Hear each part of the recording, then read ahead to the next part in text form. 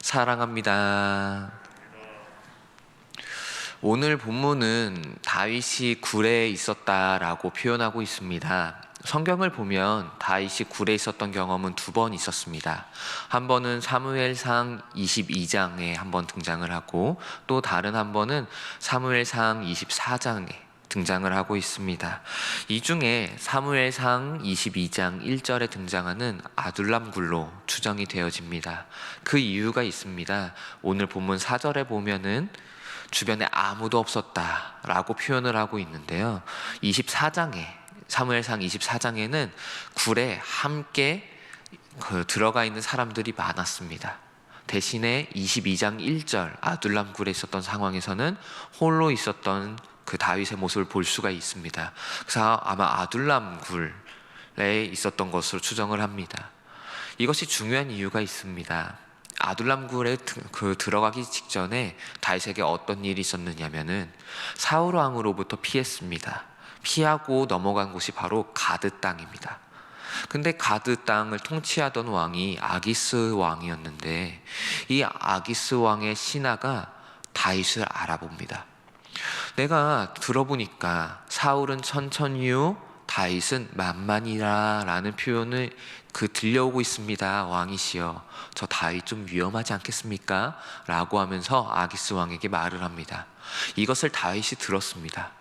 그래서 다윗은 또다시 도망을 쳐서 간 곳이 바로 아둘람 굴입니다.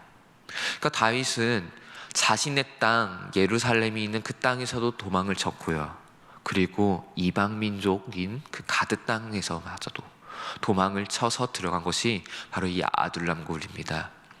그러니까 다윗은 어떤 심정이었을까요? 철저히 외톨이가 된 상황입니다. 어디를 가든 자신은 환영받지 못한다라는 그런 감정을 가졌을 것입니다. 자신의 민족들에게도 버림받았고, 또한 이방 땅으로 가도 거기에도 머리 둘 곳이 없다라는 것을 느껴서 들어간 것이 바로 이 아둘람 굴이니까요. 이런 상황에서 다윗은 고백하기 시작합니다. 하나님, 날 좀 도와주시옵소서. 아시지 않습니까? 내 영이 상하는 이 상황 가운데서도 주님, 내 길을 아시지 않습니까? 내 길을 아셨지 않습니까? 나를 너무나도 힘들게 하는 이 상황, 주님 어떻게 좀 한번 해주십시오. 내 우편을 보니까 아무도 없습니다.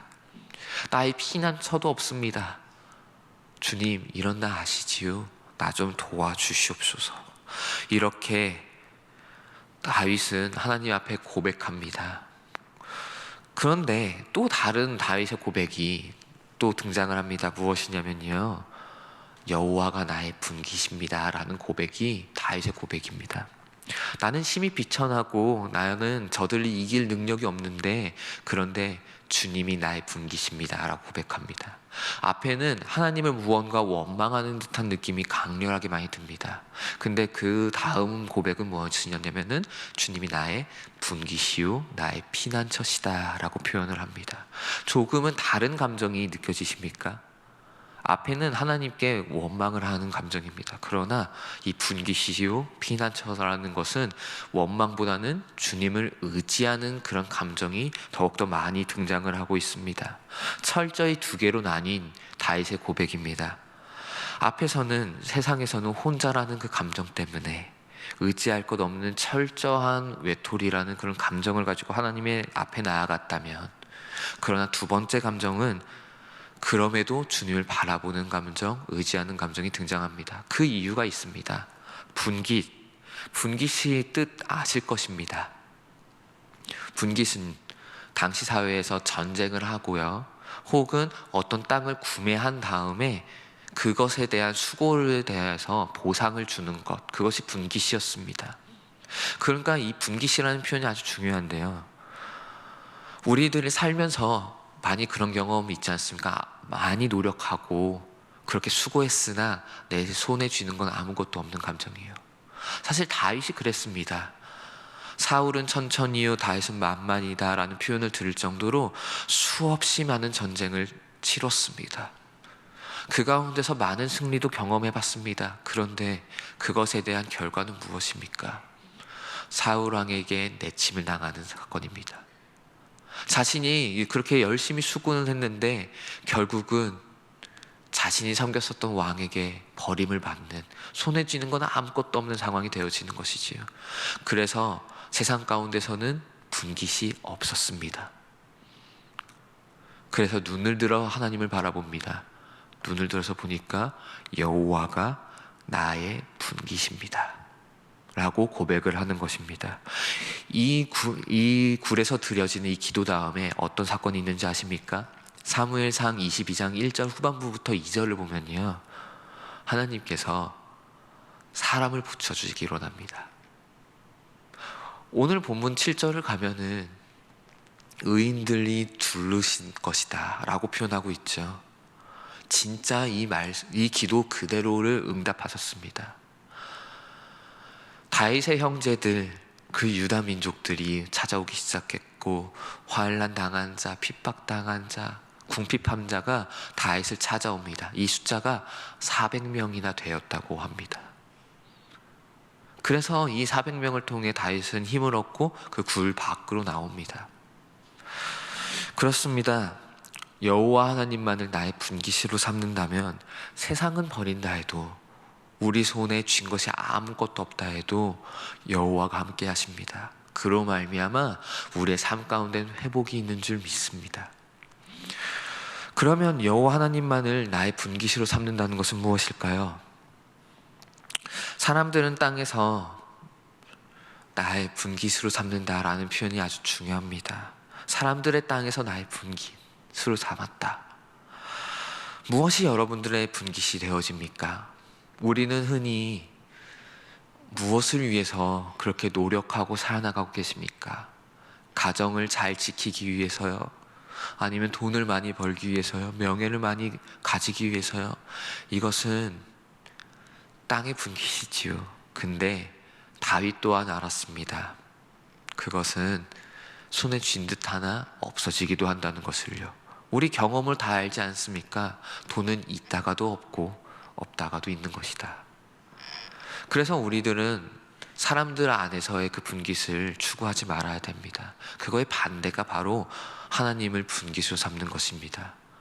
이 땅의 것이 아니라 하나님을 바라보는 것, 이 땅에 쌓아두는 것이 아니라 하늘에 쌓아두는 것을 바라보는 것. 여호와 한 분만이 나의 분깃이다. 여호와만을 더욱더 가까이 하기를 원하고 여호와만을 더욱더 알아가기를 원한다. 그래서 여호와 그분의 영광만을 드러내며 살아나가는 것이 나의 인생의 모든 것이며 나의 수고하는 이유다라는 것, 이것을 붙잡는 게 바로 여호와를 나의 분깃으로 삼는다는 겁니다.